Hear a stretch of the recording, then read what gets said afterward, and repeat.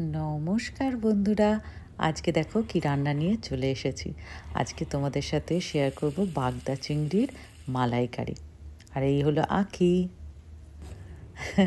আর সাথে রান্না করব মূলোর ছেচকি টাইপের, আর কি ছেচকি বলা যায়।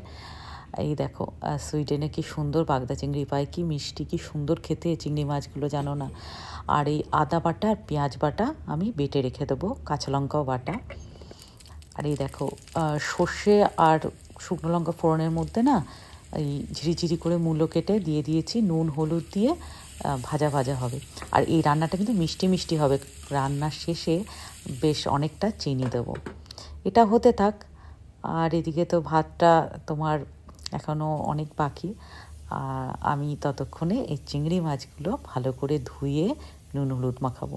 দেখো চিংড়ি মাছগুলো কীরকম করে প্যাকেট করা থাকে, মাঝখানের যে শিটটা থাকে কালো কালারের সেটা কিন্তু বার করা থাকে, আর খোলা ছাড়ানোটা কত ইজি দেখলে তো। ওই জন্য তো চিংড়ি মাছ একটু বেশি খাই আমরা। একটু সহজভাবে যে রান্নাগুলো করা যায়, খাটনি কম, আমি সবসময় সেইগুলো করার চেষ্টা করি। আর লাকিলি আমার এলিনাও জানো তো চিংড়ি মাছ ভীষণ ভালো খায়। এই দেখো কি একটা মাছ আমি এনেছিলাম, বাপরে বাপ, ভেটকি মাছ। সে আঁশ ছাড়াতে ছাড়াতে মনে হয় আমার দিন চলে গিয়েছিল, সকাল থেকে সন্ধে। ফ্রিজে ঢোকানোর জায়গাও পাচ্ছি না, কি ঝামেলায় পড়েছিলাম তোমাদেরকে কি বলবো।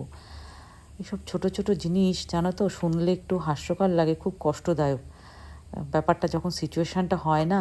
আমার ভাতটা কিন্তু হয়ে গেছে। আমাদের এখানে ওই সেই হাঁড়ি নেই, ওই জন্য ভাতটা না এরকম করেই করতে হয়। তবে এরকম করে করে দেখলাম বেশ ছোটো ছোটো ভাত হয়, ভালো লাগে খেতে, জানো তো। আর এরপর আমি মালাইকারিটা করব বলে কড়াইটা চাপিয়ে নিলাম। এইদিকে মূলো ভাজাটা হচ্ছে। এই দেখো গোটা গরম মশলা একটু থেতো করে নিয়েছি। এরপর সাদা তেল ইউজ করেছি। সাদা তেল গরম হলে এই দেখো গরম মশলাটা যেন পুড়ে না যায়, হ্যাঁ, একটু ভাজা ভাজা হলেই ওর মধ্যে আদা আর পেঁয়াজ বাটাটা দিয়ে দিয়েছি, নুন হলুদ, একটু শুকনো লঙ্কার গুঁড়ো দিয়েছি। আমি কিন্তু শুকনো লঙ্কার গুঁড়ো মালাইকারিতে সচরাচর দিই না। আর তার মধ্যেখানেই দেখো না এই মূলোটা হয়ে গেছে। আমি সেই মিষ্টি দিতে ভুলে গেছিলাম, তাই মিষ্টিটা দিয়ে দিলাম। এবারে এইটা কিন্তু একটু ভালো করে কষাবো, তেলটা একটু বেশিই দিয়েছি।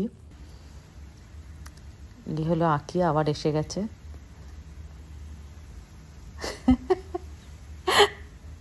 কি যে বলবো, আমি ভাবি তোমাদের সামনে আমি কিছু বলবো, সেটা আর বলতে পারি না। লাস্টে ওই টাটাটা কেটে শুধু ওইটুখানি দিয়ে দিই, এডিট করে আর সব কেটে ফেলি, কেমন যেন এলোমেলো বলে ফেলি বলার সময়, আড়ালেই ভালো বলি। আচ্ছা যাই হোক, মশলাটা কিন্তু কষা হয়ে গেলে আমি বাগদা চিংড়িটা দিয়ে এটাও কিন্তু আস্তে আস্তে একটু কষাবো। আর বাগদা চিংড়িটা আমি ভেজে নিইনি, কাঁচাই দিয়েছি। এই দেখো বেশ ভালো কষা হয়ে গেছে। আর এদিকে আমার মূলো ভাজাটাও হয়ে গেছে। মিষ্টি মিষ্টি দারুণ লাগে খেতে ওটা আমার। যারা করো না বাড়িতে একটু করে দেখবে, খুব ভালো লাগে। কি সুন্দর কষে গিয়েছে দেখো চিংড়ি মাছটা, তেল বেরিয়ে গেছে।